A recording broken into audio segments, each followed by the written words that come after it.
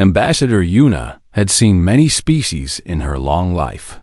For 30 years, she had traveled across the galaxy, visiting worlds that most beings could only dream about. She had walked on planets made of ice and fire. She had spoken with creatures who lived in the depths of gas giants. She had watched empires rise and fall like waves on a cosmic ocean. But none of that mattered now. Her people were dying. The Valori Collective was caught between two great powers. The hegemony came from the galactic north, with their massive warships and their cold, calculating generals. The Dominion rose from the south, breeding soldiers in vats and teaching them to die without question.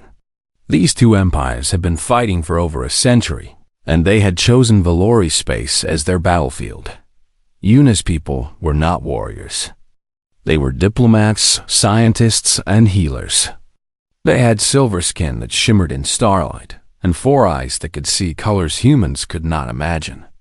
They lived for 300 years and spent most of that time seeking knowledge. War was something they studied in history books, not something they experienced. Now war had found them anyway. The Council of Elders had given Yuna one mission: find a champion. Find someone from another species who could fight for the Valori, someone fierce enough and clever enough to turn the tide of this endless war. They gave her the fastest ship in their fleet and unlimited resources. They gave her their blessing and their desperate hope. For 2 years, she searched. She visited the warrior clans of the Torvak first. They were massive creatures, standing over 3 meters tall, with 4 arms and skin like stone. They had conquered their entire star system through pure strength. Yuna watched them train, watched them fight, and saw their fatal weakness. They were too predictable. They charged forward, always forward, and the hegemony's tactical computers would analyze their patterns within hours. Next, she found the assassin guilds of the Nephra. They were small and quick, with skin that could change color and blend into any background. They could kill without being seen and vanish like smoke. But Yuna watched one of their best fighters die when a simple explosion brought down a building around her. The Nephra were fragile. One lucky shot, one unexpected blast, and they shattered like glass. The siege masters of the Grellocs could crack open fortified cities like eggs. They built machines of destruction that made Yuna's hearts sink with despair. But they were slow, so very slow. By the time they finished building their weapons, the war would move somewhere else. Speed was life in this conflict, and the Grellocs did not understand speed. Yuna was beginning to lose hope when her ship detected a distress beacon. It came from an uncharted system at the edge of explored space.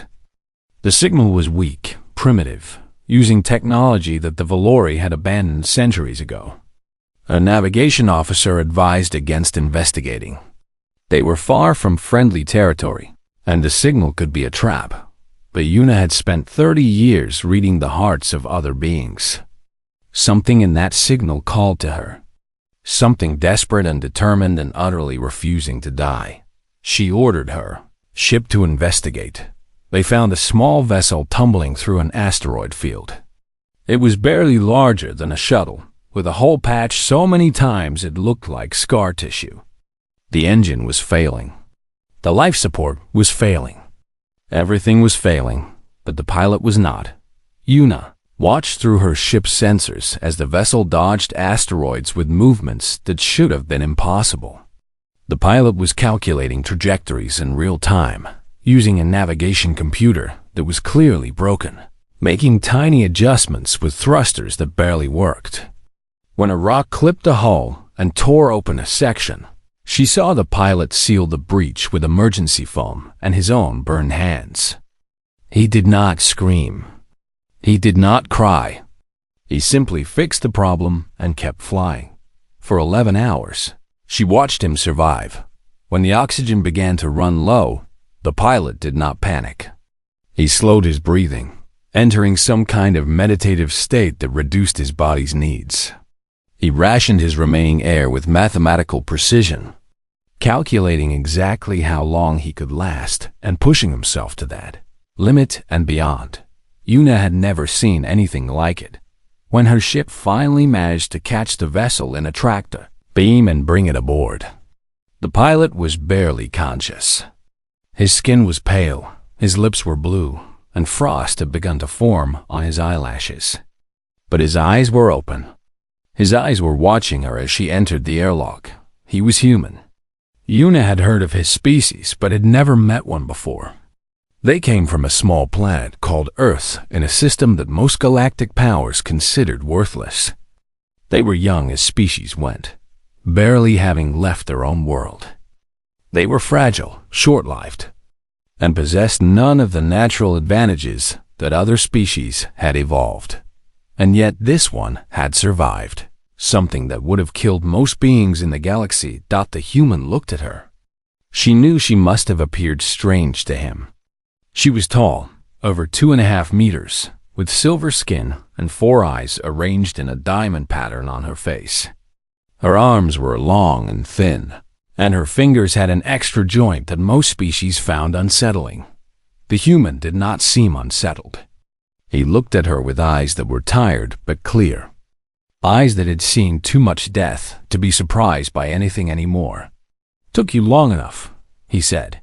His voice was rough from dehydration, but there was no fear in it. No gratitude either, which surprised her. Most beings who were rescued from certain death showed some emotion. This human showed nothing but a cold, patient calculation. "You are remarkably calm for someone who nearly died," Yuna said. "Nearly counts for nothing," the human replied. "Either you die or you don't. I didn't." Yuna helped him to his feet. He was shorter than her, with a lean body covered in scars. Old wounds marked his arms and chest, telling a story of violence that she could not yet read. He moved with a limp, favoring his left leg, but his movements were controlled and precise. "What is your name?" she asked. "Taiho," he said. "Sergeant Taiho, if ranks matter to you." "They don't matter much to me anymore." "What were you doing in this system, Sergeant Taiho?" He was quiet for a moment. His eyes moved around the airlock, taking in details, analyzing escape routes and potential weapons. She recognized that look. She had seen it in predators across 100 worlds. "Running," he finally said. "From what? It doesn't matter." "Running to what? I don't know." "Does it matter?" "It might," Yuna said. "I am Ambassador Yuna of the Valori Collective. I have been searching for someone for a very long time." "Someone like me?" "I did not know what I was searching for until I found it." She paused, choosing her words carefully. "My people are dying, Sergeant. We are caught in a war we cannot win, between enemies we cannot fight. I was sent to find a champion, someone who could do what we cannot." Taiho laughed. It was a short, bitter sound with no joy in it. "I'm no champion, Ambassador. I'm just a soldier who got tired of following orders. And yet you survived when survival was impossible. You fought when fighting was pointless. You refused to die when death was certain." Yuna leaned closer, her 4 eyes fixed on his 2. "That is exactly what I need." Taiho studied her for a long moment. She could see the wheels turning behind his eyes, calculating risks and rewards, weighing his options with the same precision he had used to navigate the asteroid field. "Tell me about this war," he said finally. "Tell me everything." And Yuna knew, with a certainty that her species rarely felt, that she had found what she was looking for. She had found her champion. The galaxy was about to learn what one human could do. The council chamber of the Valori Collective was the most beautiful room Taiho had ever seen. The walls were made of living crystal that pulsed with soft light, changing colors with the mood of the room. The ceiling was transparent, showing the stars above in perfect clarity. The floor was polished stone that had been walked on for 10,000 years. Taiho did not care about any of it. He had learned long ago that beautiful places often hid ugly truths, The council sat in a half-circle before him, 12 elders with silver skin and ancient eyes. They were old, so old that Taiho could not guess their ages. The Valori lived for 300 years, and these 12 had seen centuries of history pass like pages in a book. They looked at him with curiosity and doubt, and something that might have been hope. Yuna stood beside him, translating when needed, though the council's universal translator worked well enough. She had spent the journey explaining the war to him, showing him maps and battle reports, introducing him to the enemies he would face. The hegemony was a machine of conquest.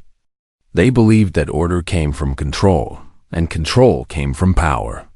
Their ships were massive, bristling with weapons, crewed by soldiers who followed orders without question. Their generals planned wars like chess games, sacrificing pieces to gain advantages, never caring about the cost in lives. The Dominion was something worse. They bred soldiers in vats, growing them from genetic templates designed for war. These soldiers felt no fear, no doubt, no mercy. They existed only to fight and die for masters they would never meet. The Dominion believed that strength was the only truth, and weakness was a sin to be punished. Between these two giants, the Valori were nothing. A small people caught in a great storm, with no weapons to fight and no place to run.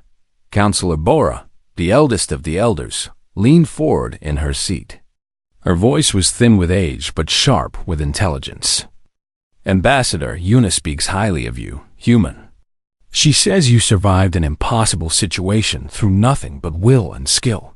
I survived because dying wasn't an option, Taiho said. His voice was flat, emotionless. That's not special. That's just what soldiers do. Tell us of your experience, another counselor said. What wars have you fought? What enemies have you faced? Taiho was silent for a moment. The memories came whether he wanted them or not. Mountains covered in snow and blood. The sound of gunfire echoing through valleys. The faces of friends who did not come home. I served in something called the Special Warfare Command, he said finally. We did the jobs that regular soldiers couldn't do. Infiltration, sabotage, assassination. We went places we weren't supposed to go and did things we weren't supposed to do. And your record? Bora asked. Sealed by my government. Most of what I did never officially happened. Yuna spoke up then, her voice carrying across the chamber. I investigated as much as I could, counselor.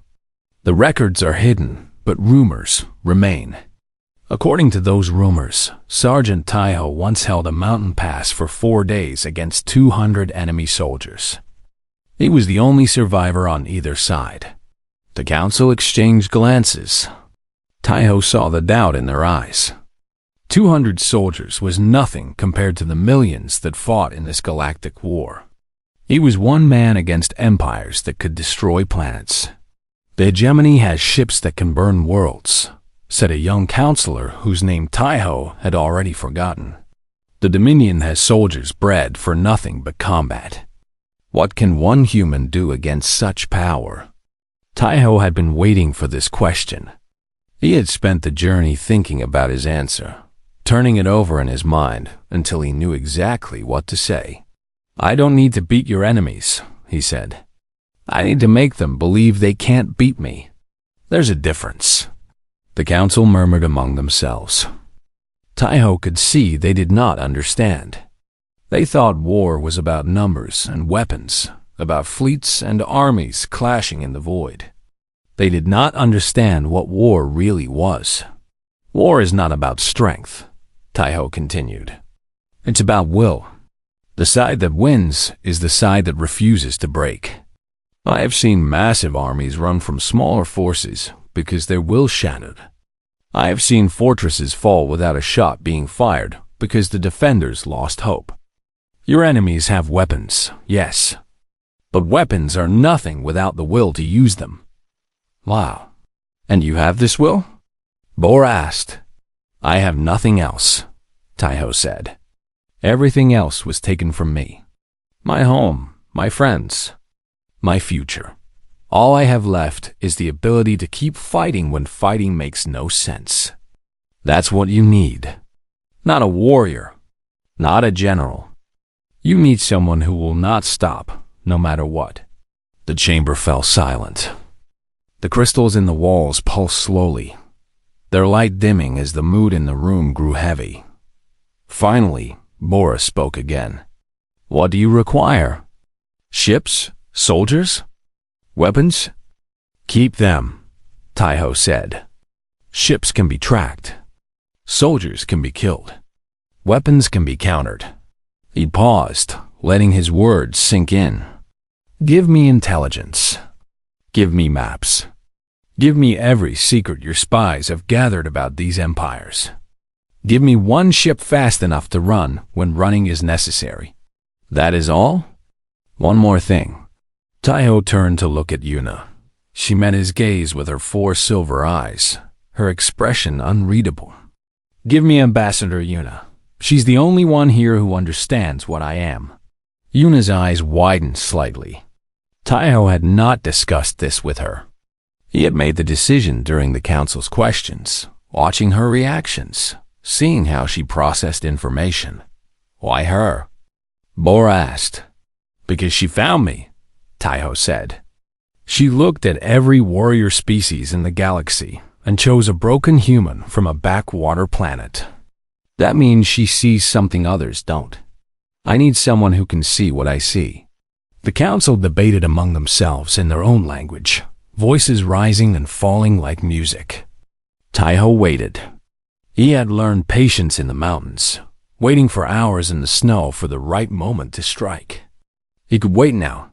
Finally, Bora turned back to him. Ambassador Yuna, do you accept this assignment? Yuna was quiet for a long moment. Taiho watched her face, looking for any sign of doubt. He found none. Only that same calculating intelligence he had seen when she first rescued him. I accept, she said. I chose this human. I will see my choice through to the end. Taiho felt something shift in his chest. He'd been alone for so long, fighting battles that no one else understood, carrying burdens that no one else could share. Now someone was choosing to stand beside him. Not because they had to, because they wanted to. He did not know how to feel about that. He was not sure he could feel anything anymore. But somewhere deep inside him, in a place he had thought was dead, something flickered to life.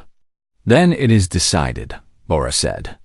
Sergeant Taiho, you will be the champion of the Valori Collective. Ambassador Yuna will accompany you as our representative. May the stars guide your path. Taiho did not believe in stars or guides or destiny.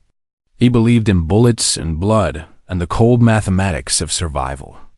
But he nodded anyway, because that was what they needed to see. As he and Yuna left the council chamber, she walked close beside him. You surprised me, she said quietly. Why did you ask for me? Because you looked at me and saw a weapon, Taiho said. Most people look at me and see a monster. A weapon can be used. A monster just destroys. I need someone who knows the difference. Yuna was silent for a moment. Then she said, What are you planning? I'm going to teach 2 empires what fear really means, Taiho said. And you're going to help me do it. They walked together into the stars, and the galaxy trembled without knowing why. The Korath Nebula was the most beautiful place in the galaxy to die. Purple clouds of gas stretched across light years, glowing with the light of newborn stars. Radiation painted patterns in the void, creating curtains of color that would have taken a human breath away. Ancient asteroids drifted through the mist, carrying minerals that could fuel civilizations. None of the soldiers gathered there noticed the beauty. They were too busy preparing to kill each other. 1,800 warships filled the nebula, the largest fleet ever assembled in galactic history. The hegemony had brought 900 vessels from every corner of their empire, their hulls black as midnight, their weapons hungry for blood. The Dominion had matched them ship for ship, Their silver fleet carrying soldiers bred from birth to know nothing but war. This was it. The final battle.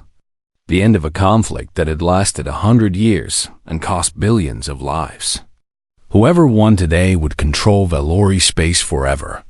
Whoever lost would fade into history. And in the center of it all, invisible among the giants, a small Valori courier ship drifted silently through the chaos. "You cannot possibly defeat them," Una said, staring at the tactical display. Ships surrounded them on all sides, enough firepower to destroy planets. "There are 1,800 warships out there. We have one ship with no weapons. I'm not going to defeat them," Taiho said. He was calm, calmer than she had ever seen him. His eyes were clear, his hands steady, his breathing slow and even. "I'm going to end them." "How?" Taiho pulled up a series of files on his personal terminal. Personnel records, communication intercepts, private messages that should have been impossible to obtain. He had spent months collecting this information, piecing together a picture that no one else could see.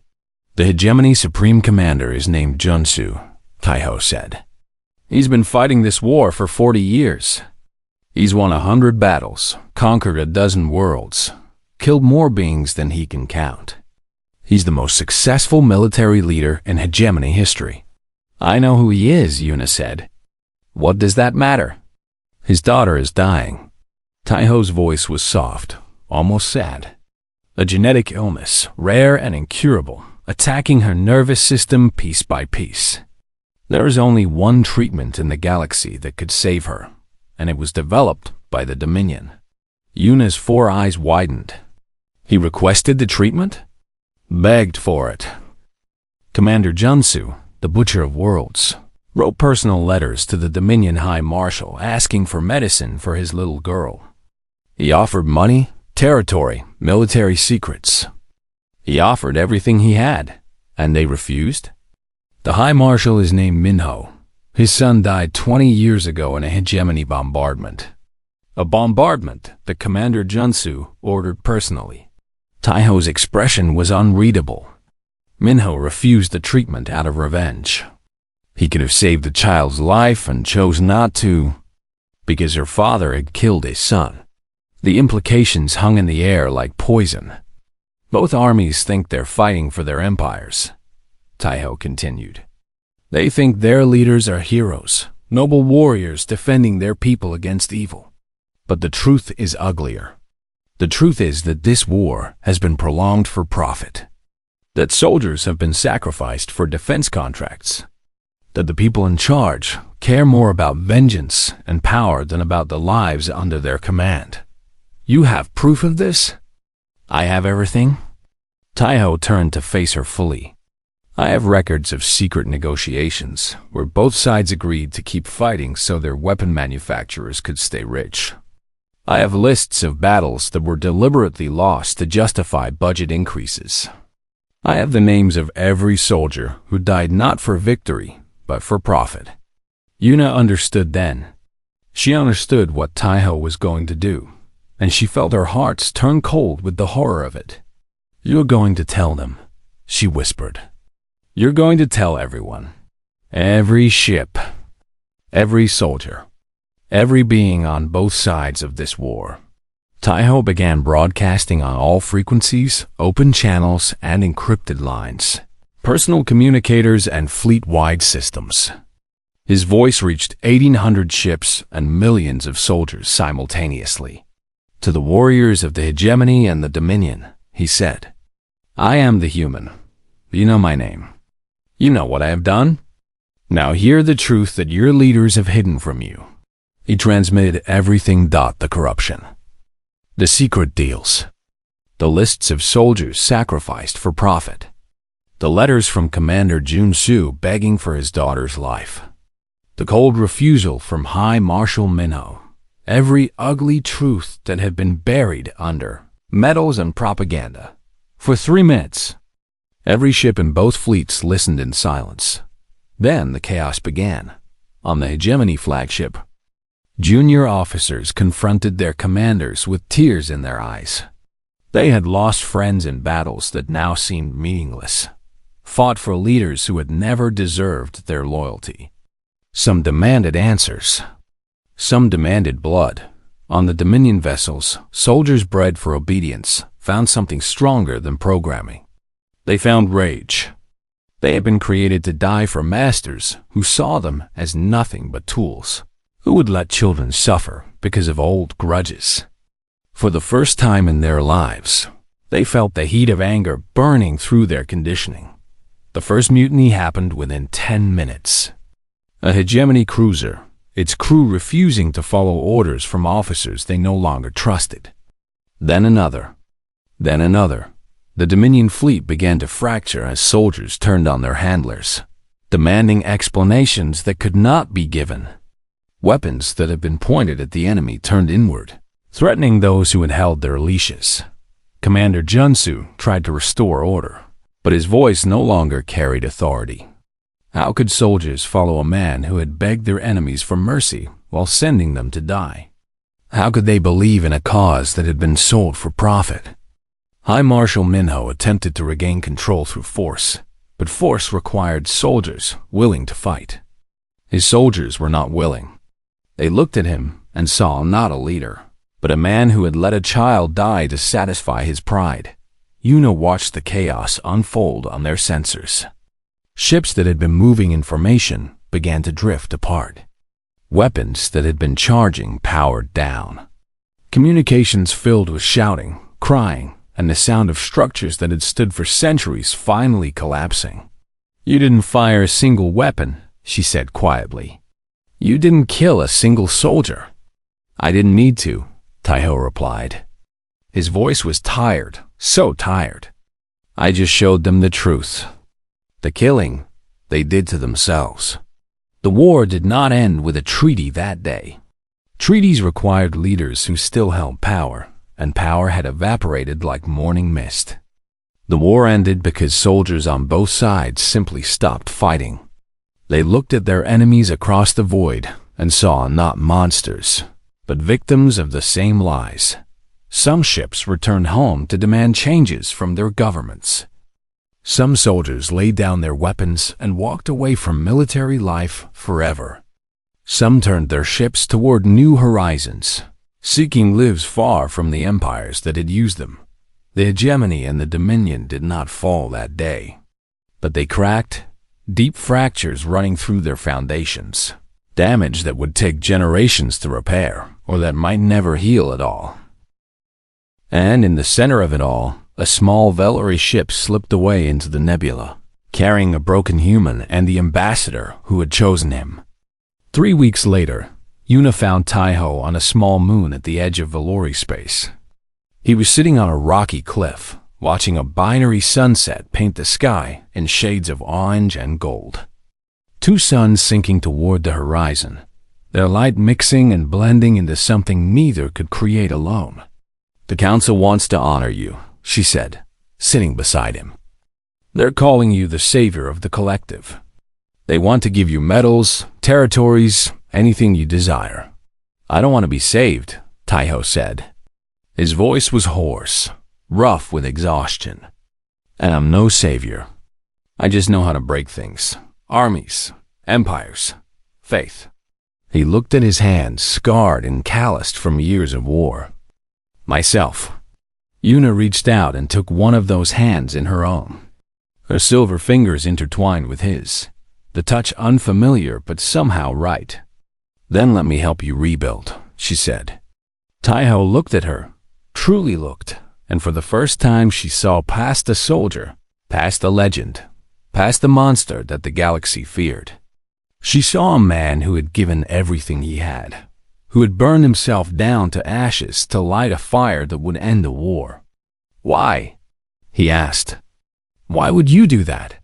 "Because I chose you," Yuna said simply. "On that day in the asteroid field, when I watched you refuse to die, I chose you. Not just as a weapon, not just as a champion. I chose you as something worth saving." "You don't know what I've done," Taiho said. "The lives I've taken, the families I've destroyed. I'm not worth saving. That is not your decision to make. Yuna squeezed his hand gently. You showed two empires the truth about their leaders. Let me show you the truth about yourself. You are more than your war, Taiho. You are more than your pain. And you deserve a chance to discover who you can be when you stop fighting. Taiho was silent for a long moment. The suns continued to sink, their light fading slowly toward night. Stars began to appear in the darkening sky, distant and cold, but somehow comforting. I don't know how to stop, he admitted finally. His voice cracked, the first sign of vulnerability she had ever seen from him. Fighting is all I know. It's all I've been for so long. Then we will learn together, Yuna said. We will find a place far from wars and empires. We will build something new. And when the old fears come back, when the nightmares whisper that you are only good for destruction, I will be there to remind you of the truth. What truth? That you are human, Yuna said. That humans can break armies and shatter empires, yes. But they can also heal. They can also grow. They can also love. She paused, her four eyes meeting his two. Let me show you. Taiho looked at her for a long time. Then, slowly, he leaned against her shoulder. It was a small gesture, tiny compared to the great things he had done. But it was also the bravest thing he had ever done. It was trust. It was hope. It was the first step toward an after he had never believed he would have. The sun set below the horizon, and darkness wrapped around them like a blanket. Above, the stars turned slowly, indifferent to the small drama playing out on the moon below. The war was over. The legend of the human would spread across the galaxy for generations, growing with each telling until it became something like a myth. Soldiers would whisper his name around campfires, wondering if he had been real or just a story made to frighten children. But Taiho was done being a legend. He was done being a weapon, a monster, a nightmare wrapped in human skin.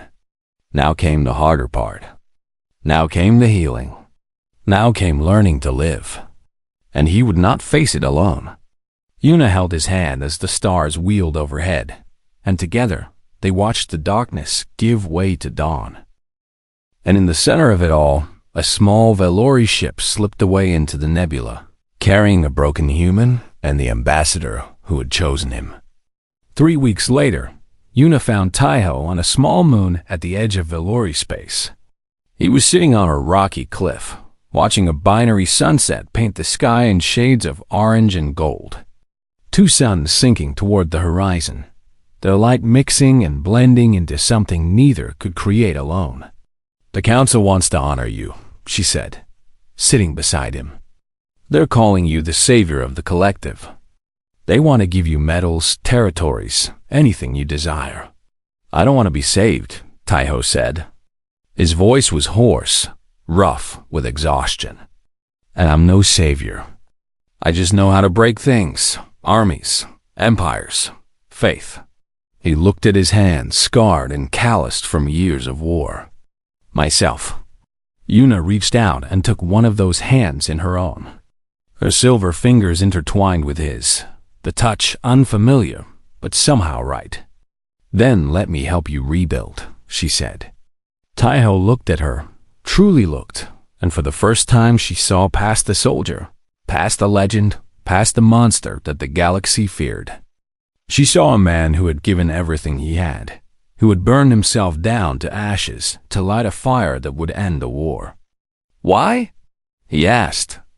Why would you do that? Because I chose you, Yuna said simply. On that day in the asteroid field, when I watched you refuse to die, I chose you. Not just as a weapon, not just as a champion. I chose you as something worth saving. You don't know what I've done, Taiho said. The lives I've taken, the families I've destroyed. I'm not worth saving. That is not your decision to make. Yuna squeezed his hand gently. You showed two empires the truth about their leaders. Let me show you the truth about yourself. You are more than your war, Taiho. You are more than your pain. And you deserve a chance to discover who you can be when you stop fighting. Taiho was silent for a long moment. The suns continued to sink, their light fading slowly toward night. Stars began to appear in the darkening sky, distant and cold, but somehow comforting. I don't know how to stop, he admitted finally. His voice cracked, the first sign of vulnerability she had ever seen from him. Fighting is all I know. It's all I've been for so long. Then we will learn together, Yuna said. We will find a place far from wars and empires. We will build something new. And when the old fears come back, when the nightmares whisper that you are only good for destruction, I will be there to remind you of the truth. What truth?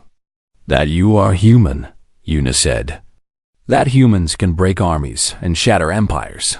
Yes. But they can also heal. They can also grow. They can also love. She paused, her 4 eyes meeting his 2. Let me show you. Taiho looked at her for a long time. Then, slowly, he leaned against her shoulder. It was a small gesture, tiny compared to the great things he had done. But it was also the bravest thing he had ever done. It was trust. It was hope. It was the first step toward an after he had never believed he would have. The sun set below the horizon, and darkness wrapped around them like a blanket. Above, the stars turned slowly, indifferent to the small drama playing out on the moon below. The war was over. The legend of the human would spread across the galaxy for generations, growing with each telling until it became something like a myth. Soldiers would whisper his name around campfires, wondering if he had been real or just a story made to frighten children. But Taiho was done being a legend. He was done being a weapon, a monster, a nightmare wrapped in human skin. Now came the harder part. Now came the healing. Now came learning to live. And he would not face it alone. Yuna held his hand as the stars wheeled overhead, and together they watched the darkness give way to dawn.